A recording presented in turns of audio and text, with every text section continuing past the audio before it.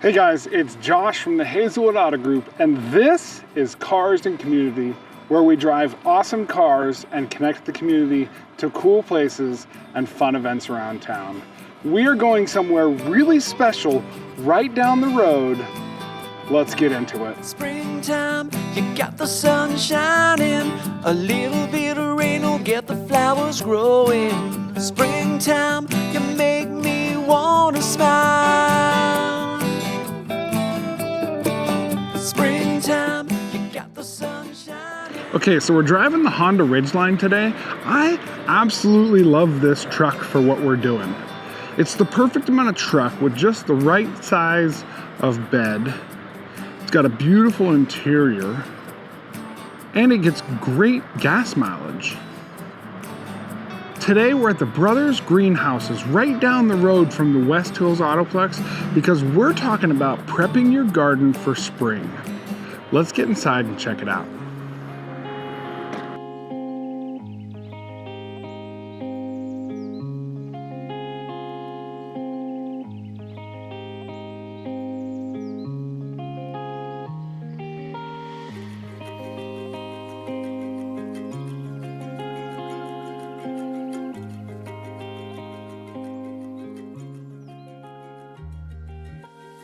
All right, so I'm here with Sam from the Brothers Greenhouses. Sam, tell us a little bit about the history of the Brothers Greenhouses and then some things that we can do to prep our gardens for the spring. All right, thanks, Josh. Yeah, we have been here for a long time in the community, since 1969. We're open all year long, and we're open to the public. So if you ever need inspiration as a place to come to get excited about gardening, you can come here and see some flowers blooming. So we're right here getting ready for spring, late winter.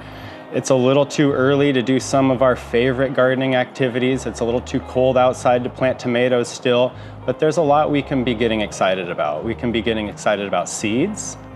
We can be getting excited about soil. We can be getting excited about seasonal color. And so if you look around here, you can see all the bulbs, all the heather, all the Easter color that's coming on, going to be appropriate for this early spring season. So just remember that we have something for every gardener all year long, and we always have some inspiration to share. So we're happy to see you. So you were talking to me a little bit ago about my garden beds that I'm going to start prepping this year. And you were talking about some things that I can do to it to get it better and ready for when the sun does come out. What should we be doing?